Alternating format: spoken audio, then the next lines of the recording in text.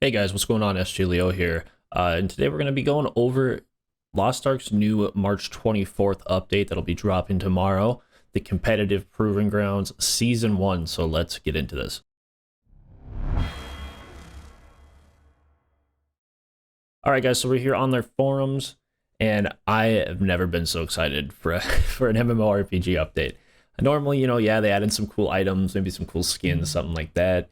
But I'm genuinely excited for this. The PvP in this game is some of the best in any MMORPG, if not the best in any MMORPG I've ever played.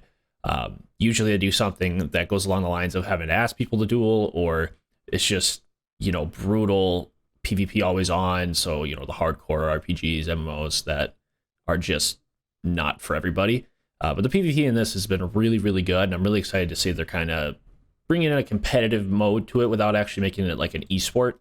I was a little worried that they were going to try to do something stupid like that just because Amazon's track record as of late hasn't been the best. So, but let's go ahead and start reading into this, and we'll talk about it. We'll get into my opinions on it. So, Heroes of Arcasia Competitive Proving Grounds Season 1 will launch this week, releasing on March 24th, tomorrow. In the weekly update, players will be able to queue for the solo queue team deathmatch mode, battling each other for prestige and rewards. As you win and lose competitive matches throughout the season, you can track your competitive match average score. Your rank is determined by your score, as are the rewards you receive when the season ends. To participate, players will need to reach Tier 1 Proving Grounds, so you need to make sure to start practicing before the season begins later this week. So, for those of you who don't understand this part here, Tier 1 and Proving Grounds, so you have to go to the Proving Grounds and you have to prove yourself, and the way you do that is just by going in and playing matches progressively. You'll progressively just do better. You're going to get to rank 1 eventually anyways, or Tier 1, I should say. Once you make it Tier 1 Proving Grounds, then you're going to be able to participate in the actual competitive mode itself. So you just have to play games. Really, guys, all you have to do is play games and you'll get there. So don't worry about that too much. Okay. Season 1 will last for roughly 6 months. It's a pretty long time. And we'll share details on this on the end date and season end rank rewards as that deadline starts to approach. While you'll receive some items based on your final rank, the majority of PvP rewards will be earned through accumulating coins through Proving Grounds gameplay, which can be spent at a new vendor located in major cities. The vendor will have a mix of weekly rewards and season-long specific rewards. The weekly rewards will include honing materials and XP potions, while the season-long rewards include cosmetic and functional items like mounts and titles, which is good. It's good. Players will be rewarded for progressing through grade tiers with access to additional weekly honing materials and other vendor items. So this paragraph, I do like the new vendor. I've said before that I don't really care for the amount of vendors in the game. It's definitely a Korean game with the 9 million vendors in the game, but whatever. Pretty chill, pretty solid. I'm okay with a new vendor for PvP. I was kind of hoping they would have had one earlier, but so I'm excited to see that. I think it'll be cool to like actually get rewards for your PvP now. The honing materials and XP potions are huge, and then this is really good. As long as the mounts and stuff aren't crap, I really hope they make these some actually really good looking mounts and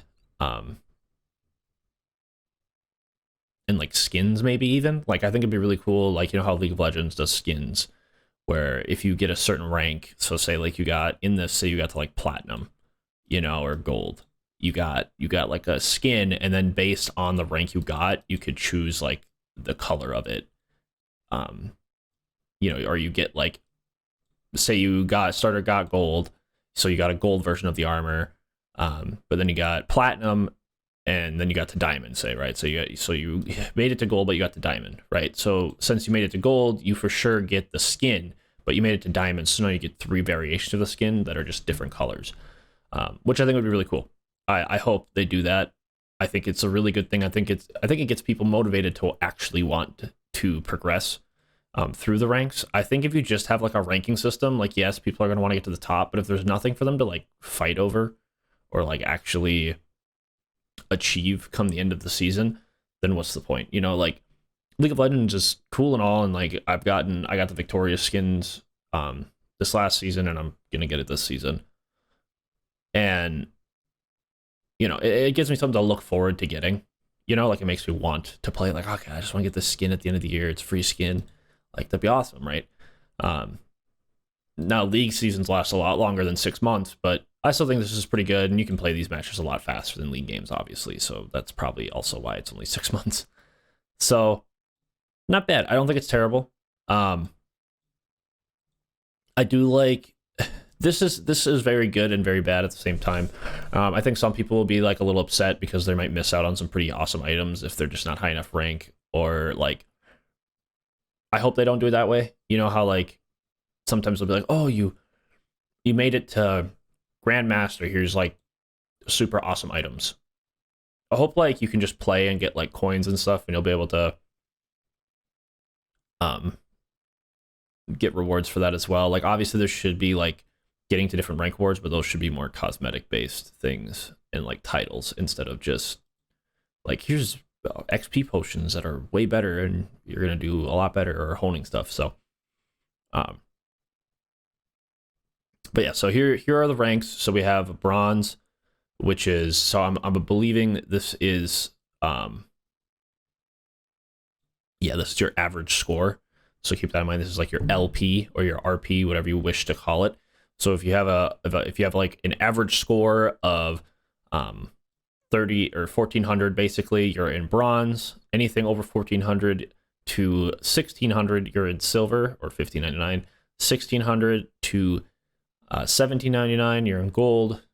1800 to 1999, and then diamond is 2000 plus, which, okay, like, all right, it's pretty decent. 2000 plus is pretty good. I said it about gold right now.